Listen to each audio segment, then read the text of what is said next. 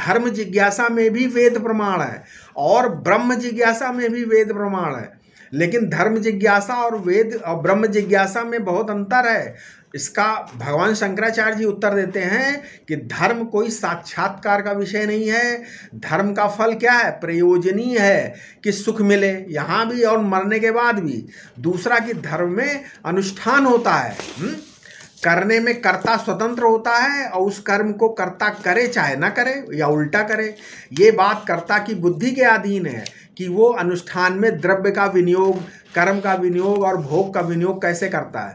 कर्ता कर्म करने के बाद भी पापी या पुण्यात्मा होता है। इसके विपरीत वस्तु का ज्ञान पुरुष बुद्धि की अपेक्षा नहीं रखता कि उसे जाने या ना जाने या उल्टा जाने, ऐसा नहीं है। उसमें स्वतंत्रता नहीं है।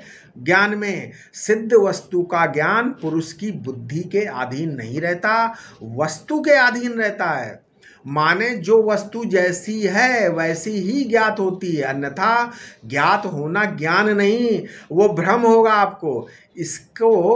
इसको कहते हैं कि ज्ञान पुरुष बुद्धि तंत्र नहीं है, वस्तु तंत्र है, अथवा ज्ञान कर्त तंत्र नहीं है, वस्तु तंत्र है, ऐसा कहा जाता है। इसलिए तत्वज्ञान न धर्म के अंतर्गत है ना, न उपासना के अंतर्गत है और न योग के अंतर्गत है। वो न तर्क का विषय है न अनुमान का।